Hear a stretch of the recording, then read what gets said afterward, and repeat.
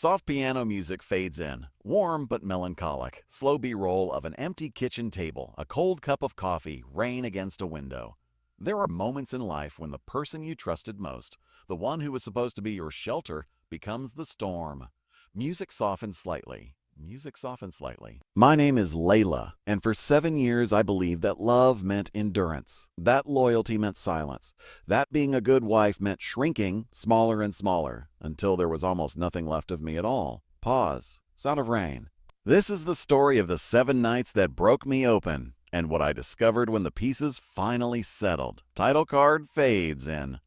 My husband pushed me into his brother's arms. After 7 nights, I found my strength, warmer music. Soft sepia-tone visuals of a wedding, hands intertwined, a small apartment being decorated. When I married Tariq, I thought I was marrying a safe harbor. He was charming, confident, certain, all the things I was not. I was 24, fresh out of heartbreak, and he looked at me like I was something worth choosing. Beat. For the first 2 years, I really believed we were building something real. Small dinners, Sunday morning laughter, the kind of ordinary joy that feels extraordinary when it's yours. But somewhere in year 3, the harbor started showing cracks. Music shifts, still gentle, but with a slight dissonance. He began staying out late without explanation. This answers to my questions, guys. His eyes, those eyes that used to search for mine across a crowded room, started looking right through me like I was furniture, like I was part of the background of a life he was already imagining somewhere else. I told myself it was stress, work, the pressure of being a man who had big dreams and not enough room to chase them. I made excuses the way you make a bed every morning, out of habit, out of hope that if everything looks neat on the outside, it must be fine on the inside. Beat, rain sound returns faint. His brother Samir was different from Tariq in every way. Where Tariq was sharp and restless, Samir was steady, quiet. The kind of person who noticed when your glass was empty before you did. He'd been living abroad for years, and when he came back to stay with us for the summer, I was honestly glad for the company. I had been lonely for so long that simple kindness felt like sunlight after a very long winter. Music turned sparse. Just piano notes, the visuals slow. It started on a Tuesday. Tariq came home that evening with his coat still on, his keys still in his hand, and told me he was going away for a business trip.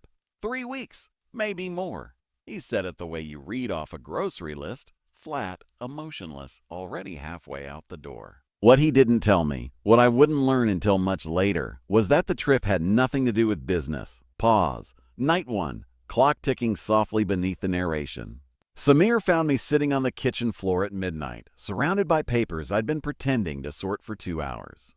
He didn't ask what was wrong. He just sat down on the floor beside me and said, "I'll make tea." But I cannot tell you how long it had been since someone chose to sit in the mess with me instead of walking past it. Soft breath. Night 2. We talked until 3 a.m. about everything except the thing that was breaking me. His childhood, my dreams, the books we'd both read, more. The lives we'd both imagined for ourselves. For a few hours, I remembered that I was a person, not just a wife, not just a disappointment, a real, full, complex person. Music swells faintly. Night 3, he asked me, gently, what made me happy? Just that. What makes you happy, Layla? I opened my mouth to answer, and nothing came out. I sat there in silence for a long moment, genuinely unable to remember. Beat. Silence. Then softly. That moment scared me more than anything else in my marriage ever had. Night 4.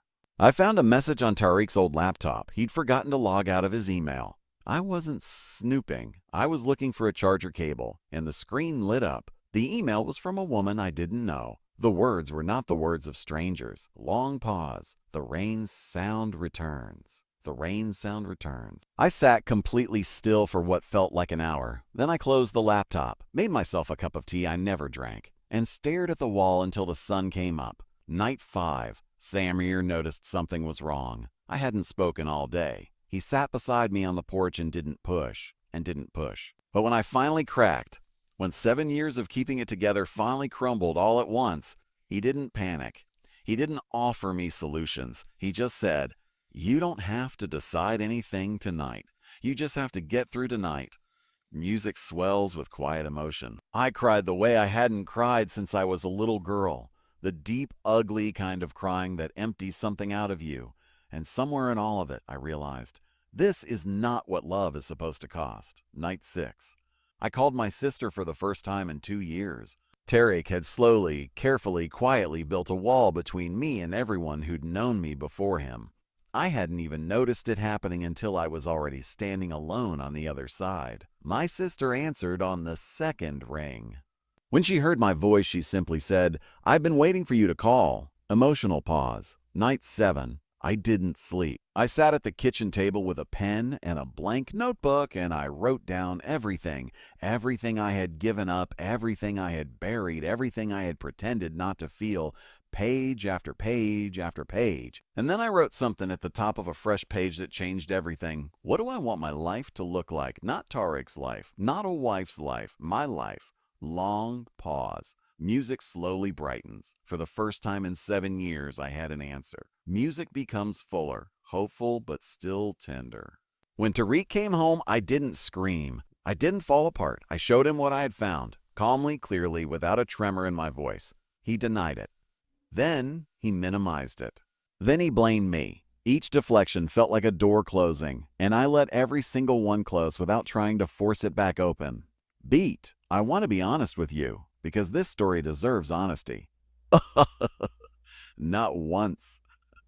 What passed between us was not romance. It was humanity. It was someone treating me with the basic, fundamental dignity that I had forgotten I deserved. And in seeing that clearly, I also saw how far below that bar my marriage had fallen. Music softens. Music softens. There are people who will hear this story and say I should have tried harder, fought longer, kept the peace. Maybe they mean well. But here is what I know now. You cannot pour from a vessel that has been drained completely dry. And you cannot build a life worth living on a foundation of silence and survival. Pause. I filed for separation 3 weeks later. The day I signed the papers, I expected to feel devastated. Instead, I sat in my car in the parking lot of my lawyer's office, and I felt, for the first time in years, like I could breathe all the way down. Soft exhale, like my own lungs finally had enough room. Music, warm, rising, full of light. It has been 2 years since those 7 nights. Samir and I don't talk often. He gave me back something I had lost, and I think we both understood that the gift didn't require anything more. He returned to his life. I stepped into mine. Soft visuals. A woman walking alone in the morning light, coffee in hand, smiling at nothing in particular. I went back to the painting I had abandoned at 26 because Tariq said it was a distraction. I started spending weekends with my sister again.